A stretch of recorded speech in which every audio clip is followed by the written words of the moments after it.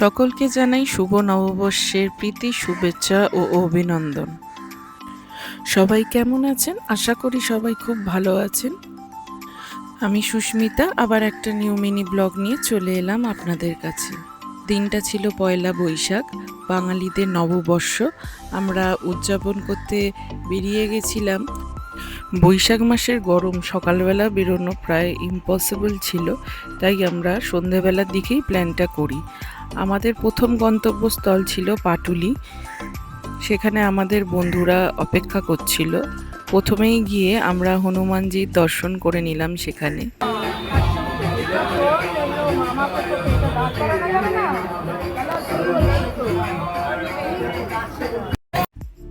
আমরা বাঙালি, আমাদের ভগবানের দর্শন ছাড়া দিন শুরু হয় না।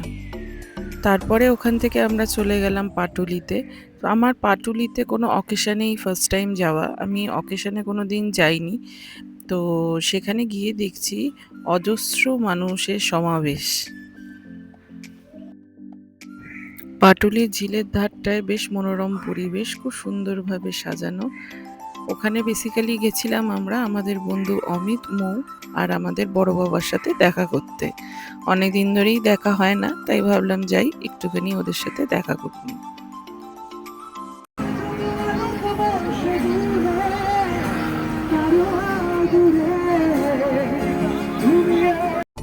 এখানে আসার পর কেমন যেন দুর্গাপুজোর ভাইবস লাগছিল।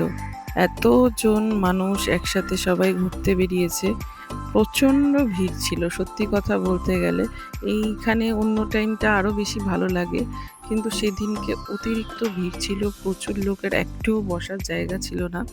কিন্তু জায়গাটা সত্যি খুবই সুন্দর, আমি এর আগেও অনেকবার এসেছি। অতিরিক্ত গরমের মধ্যে এবার একটু গলা ভেজাতে হবে, তাই আমরা একটু অর্ডার করে নিয়েছিলাম কিছু ঠান্ডা পানীয়।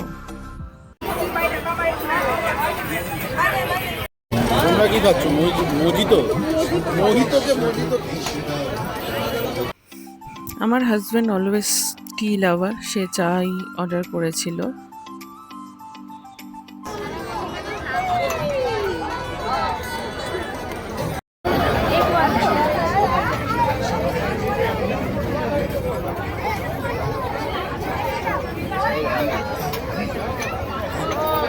আমাদের সুন্দরী কাপল 60 টাকার মাল খেয়েছি।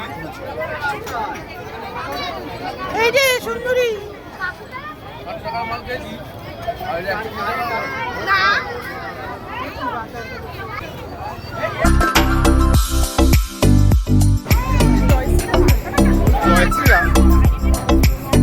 ইনি হচ্ছে আমার মেয়ের মৌ। একে পেলে ওনারা এখন কিছু চাই না। তার দাদা ভাই আর মৌকে ছেড়ে যাওয়ার সময় এখন চলে এসছে, তাই জন্য তার মন খারাপ। মৌ ওকে এটা কিনে দিল ওকে ভোলানোর জন্য। ও খুব বায়নাও করছিল নেওয়ার জন্য। অনেক ভুলিয়ে বালিয়ে অনেক কান্নাকাটির পর তাকে মানিয়ে যে মৌ আর দাদা ভাই আর আঙ্কেল আসছে পিছনে, সেই বলে আমরা আবার বেরিয়ে গেলাম নেক্সট গন্তব্যের দিকে। কি এটা? বলো বিল্ডিং। বড় হলো বিল্ডিং।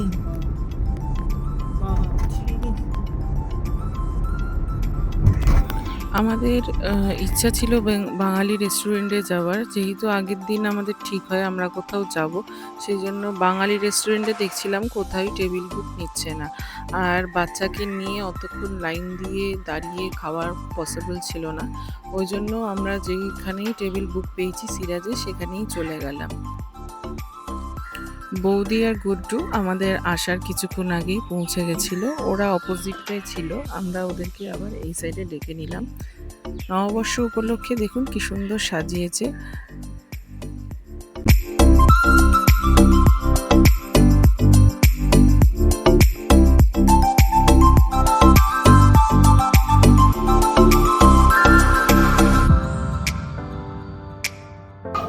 আরে দাঁড়া দাঁড়া দাঁড়া। বাঙালিদের কোনো রকম উৎসবে এই রেস্টুরেন্টগুলো এত সুন্দর করে সেজে ওঠে, সত্যি দেখলে বেশ ভালো লাগে, যে বেশ বাঙালিয়ানা বাঙালিয়ানা লাগে। কিন্তু আমাদের কপাল খারাপ, আমরা বাঙালি রেস্টুরেন্টে যেতে পারিনি। গিয়েই আমরা সিট পেয়ে গেছিলাম, যেহেতু আমাদের বুকিং করা ছিল। তারপরে আমরা ওখানে কিছু খাবারের অর্ডার করে দিলাম।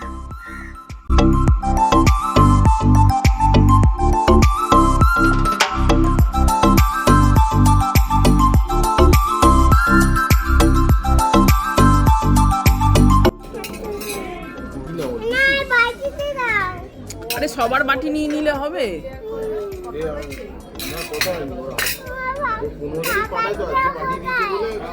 ফার্স্টে তো এখানে বসতেই চাইছিল না, কেন ওর খাবার প্রতি কোনো ইন্টারেস্ট নেই। ও শুধু একটু ঘুরবে, খেলবে, তাহলেই ব্যাস।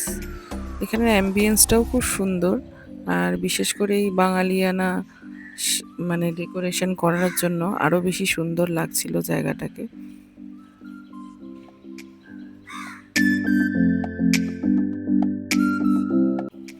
ফার্স্টেই আমরা একটু লাইম সোডা অর্ডার করে নিয়েছিলাম, কেন সেদিনকে বাইরে অতিরিক্ত গরম ছিল। সন্ধেবেলা হলেও কি হবে, অতিরিক্ত গরম ছিল।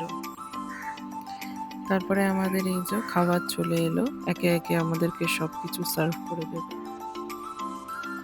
সিরাজে গেলে আমরা বিরিয়ানি বেসিক্যালি অর্ডারই করি, কিন্তু এত গরমের মধ্যে সত্যি কথা বলতে বিরিয়ানি খাবার এক ফোঁটাও ইচ্ছা ছিল না। তারপরে গেছিলো আমাদের ঘরে এসিটা খারাপ হয়ে, তখন ভাবলাম যে এই গরমের মধ্যে বিরিয়ানি খেয়ে গিয়ে অসহ্য গরম সহ্য করার ক্ষমতা আমাদের মধ্যে ছিল না, তাই বিরিয়ানিটা স্কিপ করে গেছিলাম। গুড্ডু তো অলওয়েজ বিরিয়ানি লাভার, ও বিরিয়ানি অর্ডার করে দিয়েছিল। তার সঙ্গে আমরা একটা মাটন আর একটা চিকেনের সাইড ডিশ নিয়ে নিয়েছিলাম, গার্লিক নান তার সঙ্গে আমরা একটু অর্ডার করে দিয়েছিলাম।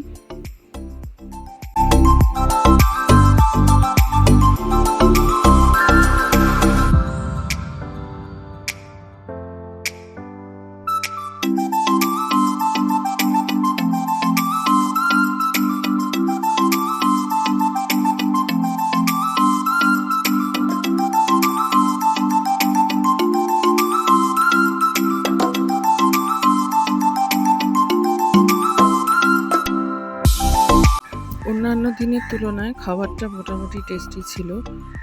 বলবো না যে প্রত্যেকবার যেরকম খাই সেরকম ছিল। এবারে আমরা অপোজিটেরটাই খাই, কিন্তু অপোজিটে টা বুক নেয়নি, আমরা এখানেই বুকিংটা পেয়েছিলাম। তো আমার খাবারটা মোটামুটি লেগেছিল। অবশ্য বিরিয়ানিটা সেই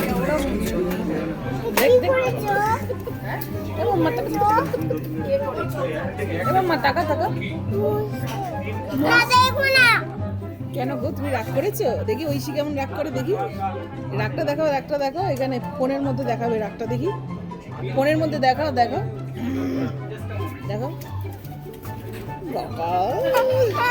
আর জানো ঐশী বড় হয়ে গেছে, দেখো ঐশী কামড়ে দেয়। ঐশী বড় হয়ে গেছে না মা? কিরকম বড় হয়েছে তুমি? কিরম বড় হয়েছে, কিরম বড় হয়েছে, কিরম বড় হয়েছো? দেখি হাতটা টেনে টেনে। আমাদের খাওয়া দাওয়ার পর্ব শেষ, এবার বাইরে বেরিয়ে বাড়ি যাবার পালা। তার আগে আমরা এখানে একটুখানি ফটো সেশন করে নিলাম। অত বড় স্পেস পেয়ে ও আর কি দাঁড়িয়ে থাকে, ওখানেও ও খেলতে শুরু করে দিয়েছে। প্রায় অনেকক্ষণ ধরে গাড়ি বুক করার পর বৌদি আর গুড্ডুর ওদের একটা গাড়ি বুকিং হয়েছে, কিন্তু আমাদের গাড়ি এখনও বুকিং নেয়নি। আমরা প্রায় অনেকক্ষণ ধরে বসে অপেক্ষা করছিলাম। অনেকটাই রাত্রি হয়ে গেছিল, গাড়ি বুকিং নিচ্ছিল না, বুকিং নিয়েও কাছাকাছি এসে ক্যান্সেল করে দিচ্ছিল। আমার যতদূর মনে হয় এই লোকেশনটার জন্যই বারবার ক্যান্সেল করে দিচ্ছিল।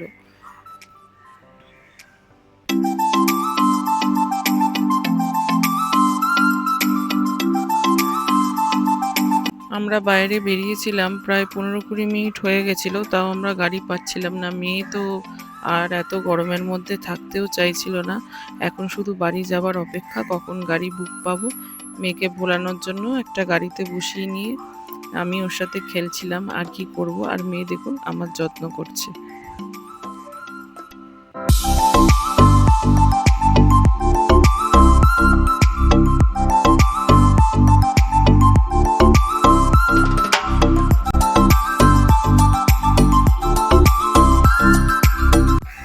ফাইনালি দীর্ঘ সময় প্রতীক্ষা করার পর আমাদের গাড়ি এসে পৌঁছালো।